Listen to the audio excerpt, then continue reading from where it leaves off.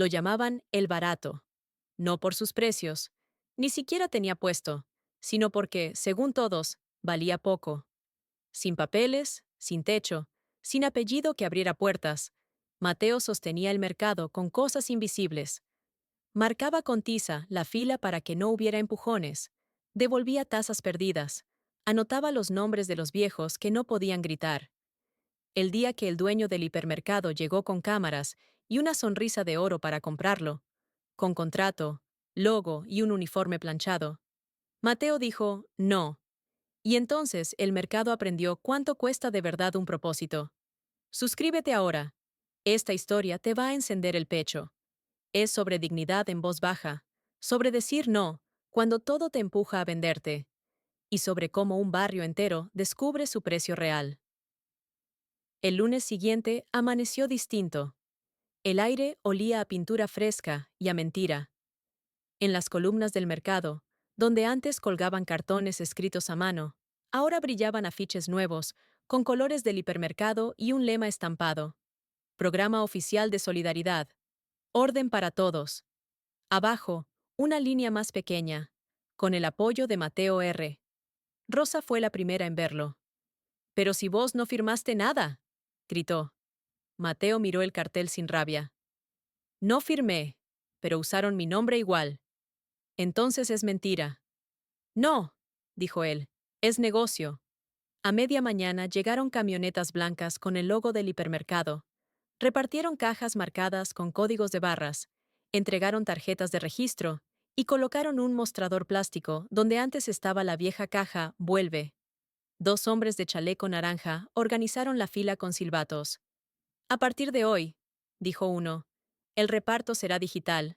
Los beneficiarios se inscriben con documento. Los demás, esperen afuera».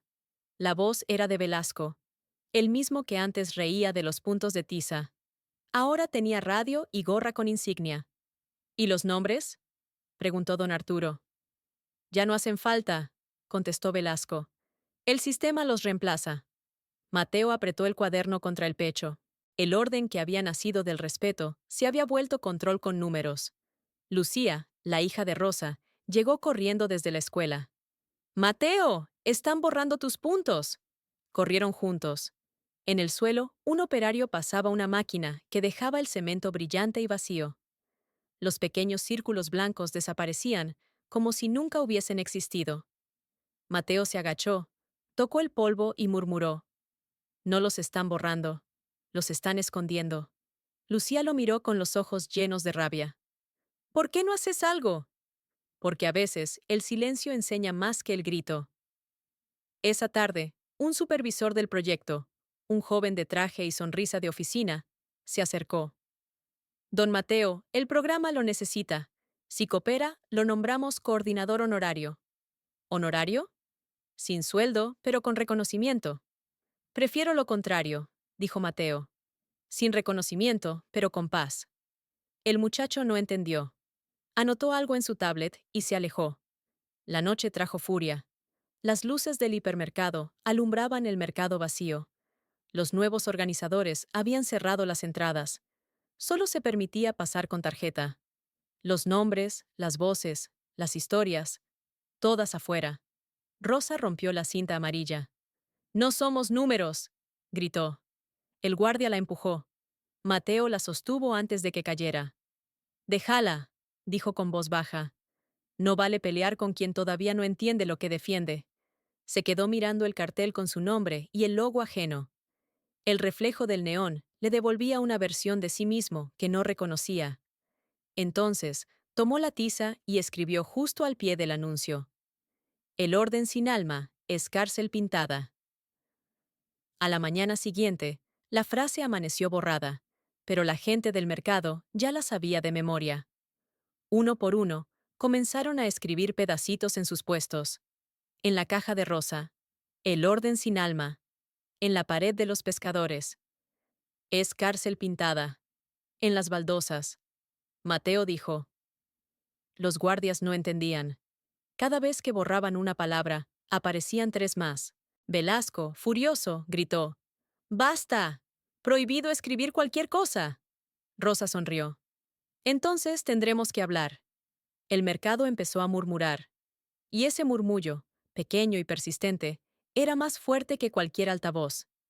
Esa noche, Mateo abrió su cuaderno y anotó. Regla 4. Si tu nombre sirve para encadenar a otros, bórralo tú mismo. Luego arrancó la página con su firma, la dobló en 4 y la metió en una de las cajas. Vuelve. Que circule, le dijo a Rosa. ¿Y si la leen los de arriba? Entonces aprenderán gratis lo que querían comprar. Al amanecer, el cartel oficial tenía algo nuevo escrito en pintura roja. No soy empleado, soy propósito. Velasco lo vio y escupió al suelo. Ese loco no va a durar. Rosa, desde su puesto, respondió sin miedo. Tal vez no, pero sus palabras sí. Mateo, detrás, sonrió apenas, porque ya sabía que el mercado había recordado cómo hablar por sí mismo. El jueves siguiente, el mercado amaneció con un silencio extraño. Los puestos estaban en su lugar, las cajas llenas, las luces encendidas, pero no había Mateo. Rosa buscó detrás de la lona, donde solía dormir. Nada. El cuaderno tampoco estaba. Solo quedaba un pedazo de tiza en el suelo y una línea escrita a medio borrar. El propósito no firma asistencia. Velasco llegó con su gorra y una sonrisa torcida. Se fue solito, dijo, mostrando un papel. Orden de desalojo, por obstruir el funcionamiento del programa. ¿Y dónde está ahora? Preguntó Rosa. En ningún lado, como los pobres que creen que piensan. Nadie respondió. Solo el sonido del cuchillo cortando naranjas llenó el aire. Por la tarde, los trabajadores se reunieron a escondidas, detrás del puesto de pescado. Lucía, la hija de Rosa, tenía en las manos una hoja del cuaderno de Mateo. La encontré en la caja. Vuelve. Rosa la tomó y leyó en voz baja. Regla 5.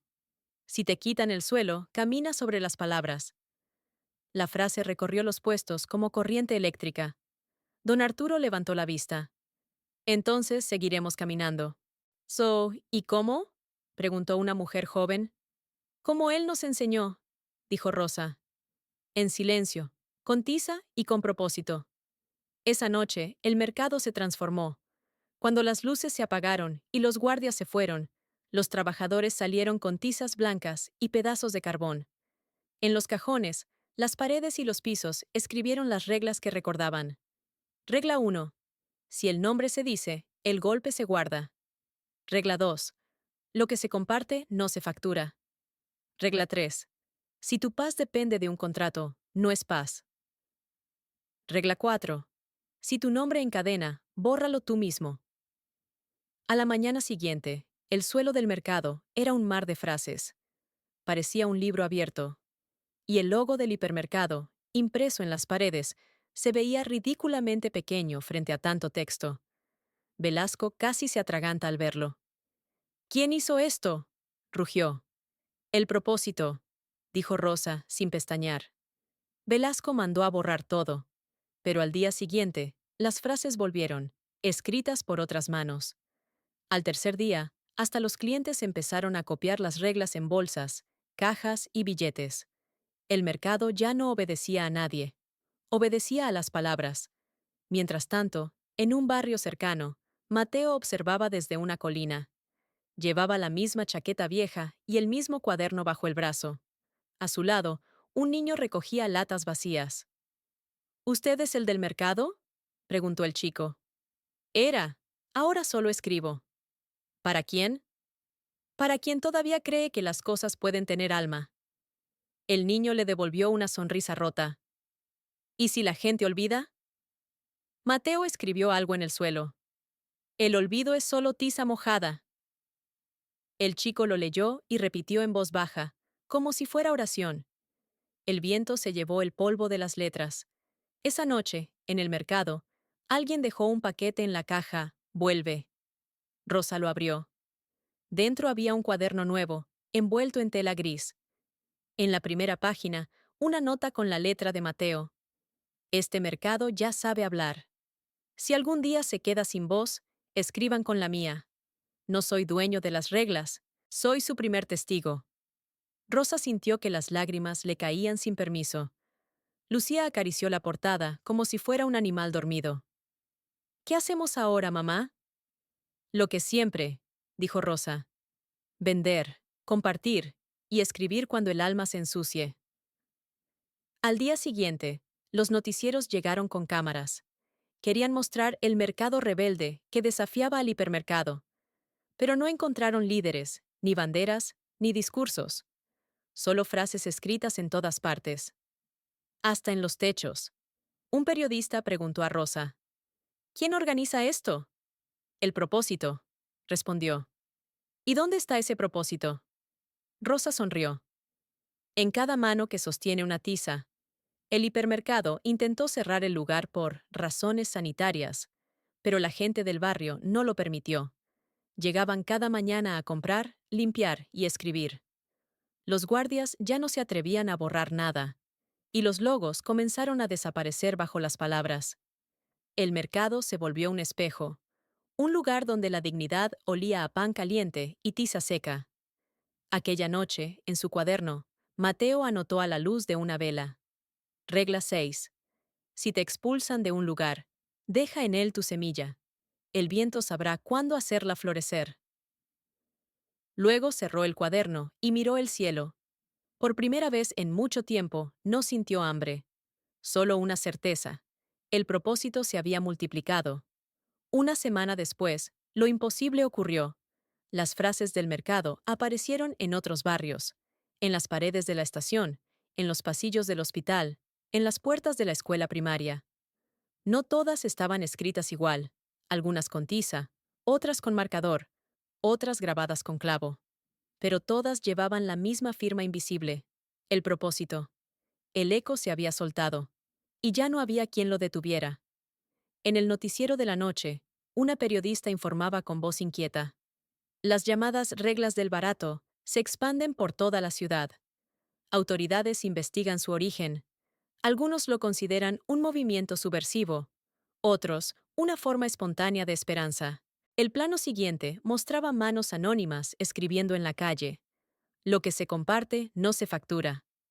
El orden sin alma es cárcel pintada. Si te quitan el suelo, camina sobre las palabras. El presentador frunció el ceño. Las autoridades advierten que se trata de vandalismo encubierto. Pero la reportera lo corrigió en vivo. O quizás, se trata de arte. En el barrio alto, el hipermercado preparaba su respuesta. Un consejo de marketing se reunió de emergencia. Hay que controlar el mensaje, dijo el director. Crearemos una campaña oficial, las reglas del cambio. Videos, influencers, tazas con frases, todo con nuestro logo. Uno de los ejecutivos, más joven, dudó. ¿Y si la gente nota la diferencia? No notarán nada, solo necesitan ver el sello, respondió el director. Pero se equivocó. El día del lanzamiento, cientos de cajas de promoción llegaron a los barrios. Cuando la gente las abrió, adentro no había productos, solo hojas en blanco y una tiza. Nadie supo quién lo hizo. Solo se leía una línea en la tapa. No se imprime un propósito, se escribe. Rosa vio las noticias desde su puesto. Lucía dibujaba frases con los niños del barrio en el suelo. El mercado, ahora libre, parecía una escuela. Mamá, dijo la niña, ¿crees que él sabe lo que pasa? Rosa sonrió. Él no necesitaba saber. Lo planeó así. En ese momento llegó un cartero con un sobre sin remitente. Dentro, una hoja doblada y una tiza azul. Lucía la desdobló con cuidado. En el papel, la letra inconfundible de Mateo decía: Regla 7. Cuando otros repiten tus palabras, no las corrijas. Ya dejaron de ser tuyas, y eso es libertad. Rosa la leyó en silencio. Luego la colocó sobre el mostrador, bajo un vidrio, como si fuera una reliquia. Que la vean todos, dijo. Esa misma noche, los muros de toda la ciudad amanecieron cubiertos. Miles de frases, miles de manos. El gobierno decretó una nueva ley. Prohibido escribir o pintar en vía pública sin autorización. Multa y arresto para quien lo hiciera. Pero la gente no obedeció. Al contrario, ahora escribían más, pero en lugares más pequeños, en servilletas, boletos de tren, paredes del baño, cajas de zapatos. Las palabras se volvieron indetectables. Un día, la policía llegó al mercado con órdenes de registro. Velasco iba al frente, con cara de victoria. Vamos a borrar todo, anunció. Pero cuando entraron, se quedaron inmóviles. Las paredes estaban cubiertas de frases, sí, pero también de dibujos de niños, recetas de abuelas, nombres de vecinos fallecidos y cientos de tazas colgadas con mensajes dentro. Una de ellas decía: si te obligan a callar, cambia de superficie. Velasco bajó la mirada. Por primera vez, no tenía que borrar. El lugar no era vandalismo, era memoria. Aquella noche, Mateo regresó al mercado por primera vez desde su expulsión. Entró sin ruido, caminando entre frases secas. El eco de las palabras lo envolvía. Rosa lo vio y se quedó muda. Sabía que volverías, susurró. Yo no volví, dijo él. Ustedes me trajeron. Caminó hasta su vieja caja, vuelve, la abrió y encontró dentro una taza nueva, con una frase escrita por manos desconocidas. El propósito no se vende, se sirve caliente. Mateo rió con los ojos húmedos. Ya aprendieron, dijo, y se fue antes del amanecer. En su cuaderno, esa noche, escribió: Regla 8.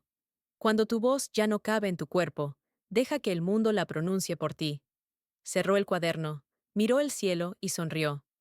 El propósito había escapado de sus manos. Y ese era, finalmente, su verdadero triunfo. El amanecer trajo sirenas. Camionetas del gobierno rodearon el mercado. Los oficiales, con cascos y máscaras, bajaron con pintura gris y rodillos largos. No gritaban, borraban. Las frases, las reglas, los nombres, todo. Cada trazo de tiza desaparecía bajo la misma capa de color muerto. Rosa y Lucía estaban allí, junto a decenas de vecinos. «No se metan», advirtió un agente. «Orden del ministerio». «¿Y cuál es el delito?», preguntó Rosa. «Propagar mensajes no autorizados». «¿Y quién autoriza la esperanza?». El hombre no respondió. Metió la brocha en la pintura y siguió borrando. A media mañana llegó un grupo de periodistas. El portavoz del gobierno leyó un comunicado frente a las cámaras. Las pintadas conocidas como reglas del barato fomentan la desobediencia civil. El Estado debe garantizar el orden. ¿Y si esas frases ayudaron a la gente?, preguntó una reportera. El orden no necesita ayuda, contestó él. Rosa apretó los puños. Lucía, temblando, sacó una tiza del bolsillo. La escondió detrás de la espalda, esperando un descuido. Cuando el portavoz se giró, la niña corrió al suelo y escribió, con trazos apurados: «El silencio también se desgasta». Un oficial la tomó del brazo. «Prohibido escribir». Rosa lo empujó. «Es una niña, no una criminal». El agente dudó. Lucía lo miró a los ojos. «No tengo miedo. Ya me enseñaron a escribir sin permiso». Los presentes aplaudieron. Y fue ese sonido, ese aplauso simple, sincero, el que cambió el aire. Por primera vez, los oficiales retrocedieron. Horas después, Rosa fue arrestada. La acusaron de incitación pública. Lucía corrió detrás de la patrulla, gritando su nombre. Los vecinos la detuvieron. «No llores», le dijo una mujer mayor. «Tu madre no está sola. Nadie lo está cuando las palabras lo acompañan». Esa noche, las paredes del mercado volvieron a llenarse. Frases nuevas, desconocidas, escritas por otras manos. Si detienen a uno, escriben 100. La voz no cabe en una celda. El propósito no se arresta.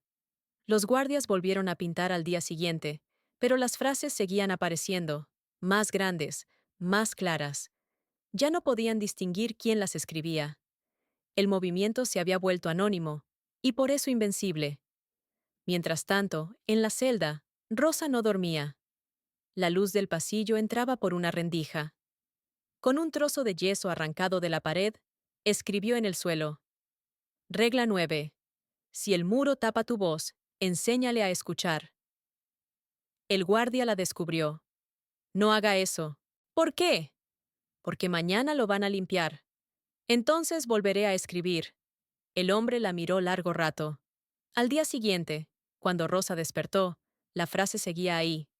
Alguien había trazado encima de su yeso otra línea. Y si me borran, vuelvo. El guardia le guiñó un ojo desde la puerta.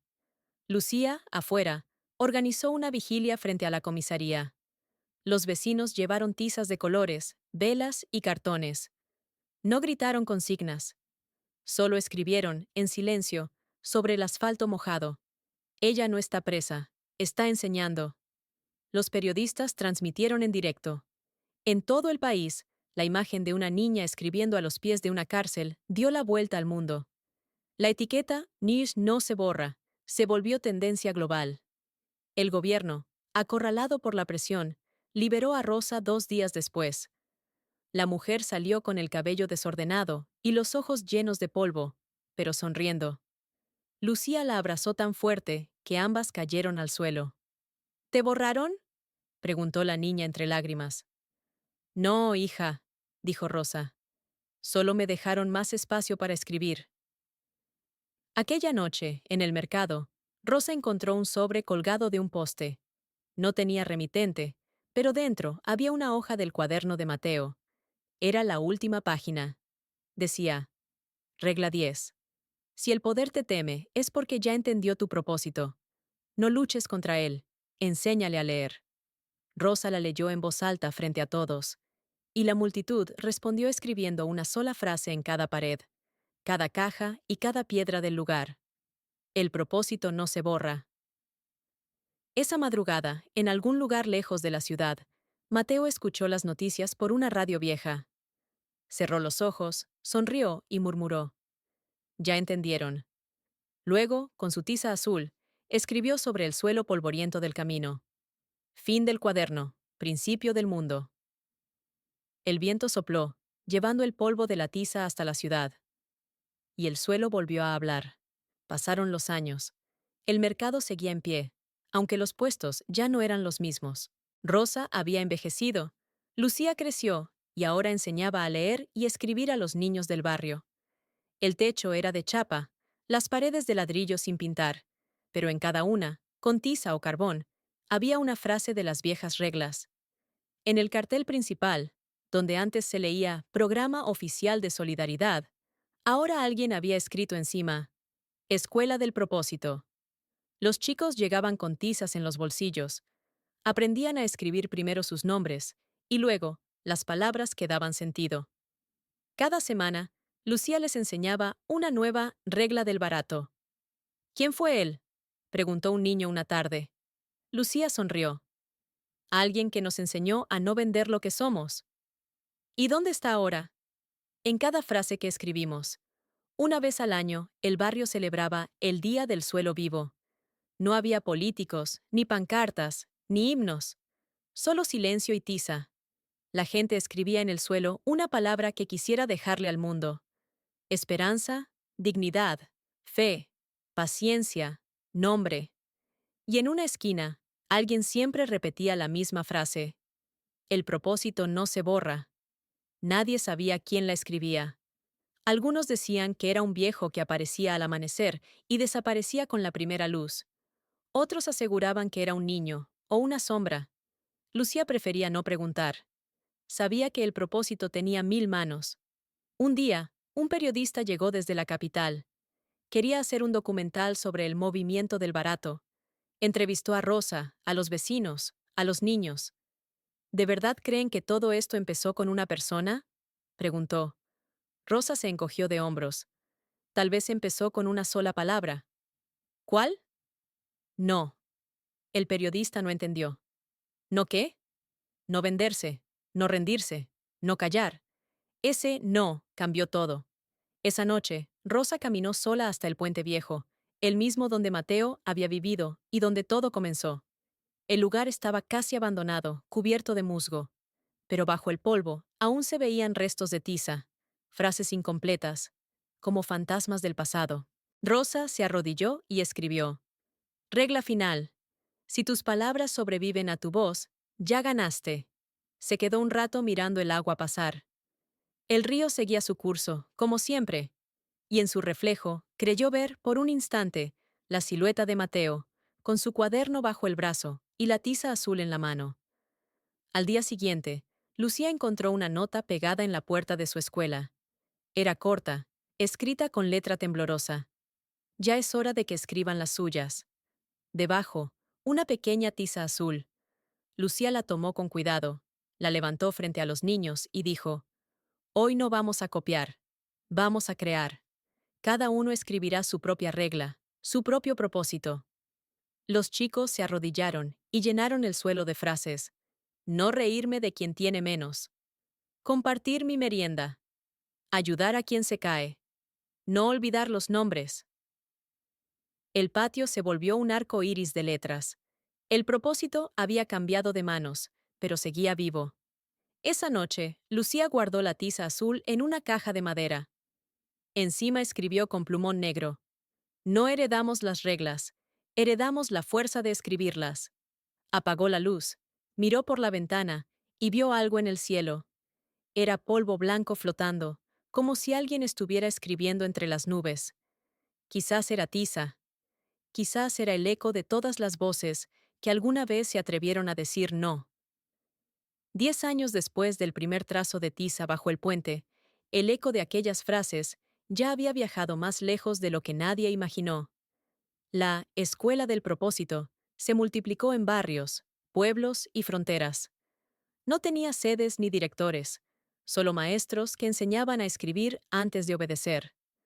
En redes sociales, las imágenes de niños arrodillados sobre el suelo, escribiendo, se volvían virales con una sola frase al final.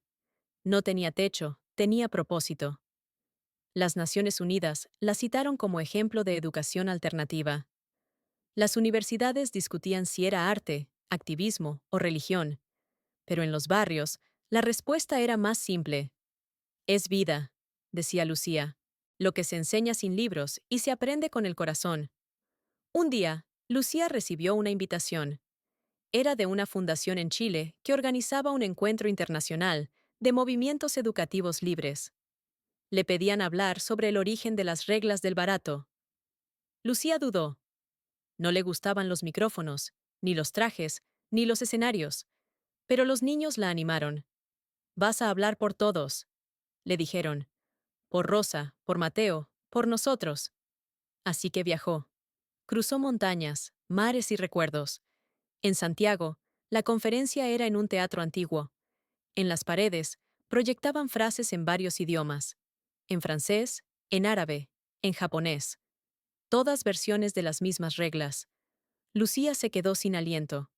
Cuando la presentaron, subió al escenario con su cuaderno viejo, el mismo donde Rosa había copiado las primeras reglas. El público la miraba con respeto, pero también con una curiosidad silenciosa. Querían ver al rostro humano detrás de la leyenda. No vengo a enseñar nada, dijo al comenzar, solo a recordarles algo que el mundo parece olvidar cada día. Las palabras valen cuando no se venden. La pantalla detrás de ella mostró la frase: El propósito no se borra. Lucía respiró hondo. Muchos me preguntan quién fue Mateo. Yo creo que Mateo fue todos los que alguna vez escribieron sin permiso, los que se negaron a callar, los que entendieron que la pobreza no es no tener, sino dejar de creer que uno puede cambiar algo. El público se puso de pie. No fue un aplauso ruidoso, sino largo, sostenido, como una oración. Después del acto, un hombre de cabello blanco se acercó. Llevaba una bufanda gris y una sonrisa tranquila. Su historia me recuerda a alguien, dijo. Yo también conocí a un hombre que escribía con tiza en mi pueblo. Nunca supe su nombre, pero nos cambió a todos. Lucía lo miró fijamente. Sus ojos, cansados y firmes, le resultaron extrañamente familiares. El hombre extendió la mano. En la palma tenía una pequeña piedra blanca. Por si algún día se te acaba la tiza, dijo. Lucía sonrió. Quiso decir algo, pero él ya se alejaba entre la gente. Cuando lo buscó con la mirada, ya no estaba. Esa noche, en su habitación del hotel, Lucía escribió en su diario: Regla 11. Cuando el eco te alcance, no corras. Es solo el pasado pidiéndote que sigas escribiendo. Dejó la piedra sobre el escritorio. y juraría, aunque nadie le creería, que al amanecer había polvo de tiza alrededor, como si alguien hubiese escrito mientras dormía. En los meses siguientes, el movimiento se expandió a África, Asia y Europa. Las escuelas adoptaron el método del propósito: aprender escribiendo en el suelo, no en papel. Los maestros decían que los niños hablaban más, se escuchaban más y olvidaban menos. El suelo se convirtió en el nuevo libro del mundo. Pero con el crecimiento también llegaron las sombras. Corporaciones y gobiernos querían apropiarse del mensaje, venderlo, regularlo, convertirlo en marca. Y una nueva batalla estaba a punto de empezar. Lucía lo presentía, y sabía que necesitaría toda la fuerza del propósito para mantener viva la esencia de lo que Mateo había enseñado. El eco había llegado demasiado lejos, y cuando algo llega tan lejos, siempre hay alguien que quiere ponerle precio. Las grandes marcas comenzaron a usar las frases de Mateo en sus anuncios: zapatos con el lema "Camina con propósito", perfumes inspirados en la dignidad, camisetas con tiza impresa en lugar de tinta. Incluso un banco lanzó una campaña internacional titulada "No se borra, pero se financia". Lucía lo vio en televisión y sintió un nudo en la garganta. Apagó el aparato con rabia. «Lo están vaciando», susurró. «¿Quién?», preguntó una de sus alumnas. «Los que nunca escribieron en el suelo, pero ahora quieren venderlo». Días después, recibió una invitación del Ministerio de Cultura. Querían reunirse con ella para hablar del futuro del movimiento. Lucía acudió sin miedo, pero con el cuaderno bajo el brazo. En una sala elegante la esperaban 5 personas, todas con trajes oscuros. El ministro, con una sonrisa de teatro, comenzó: «Señora Lucía, usted representa algo grande. Queremos ayudarla a expandirlo con apoyo institucional». «¿Apoyarlo o controlarlo?», preguntó ella. «No se trata de control, sino de protección. Queremos registrar legalmente las reglas del propósito para que nadie las distorsione». Lucía se rió, amarga. Ya las distorsionaron, pero no con palabras, sino con intención. Las reglas no se protegen con leyes, sino con gente que las vive. El ministro suspiró, cansado de su resistencia. «Si no acepta, otros lo harán. El mundo se mueve, Lucía. Hay que adaptarse». «El mundo puede moverse sin vender su alma», respondió. Salió de la sala dejando un polvo blanco en el suelo. Era tiza. Y en cada paso que dio, fue escribiendo con sus huellas: «No se compra lo que nació libre». Al día siguiente, las redes sociales estallaron. Lucía subió un video grabado desde su escuela.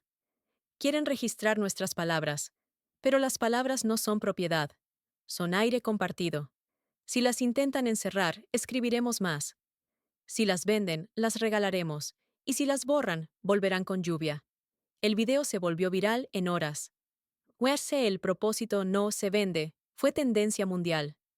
Cientos de escuelas, colectivos y artistas empezaron a borrar logos corporativos de sus murales y a reemplazarlos con tiza blanca. Las calles de las grandes ciudades se llenaron de frases: «No somos marca», «No se patenta el alma», «El propósito pertenece a quien lo siente».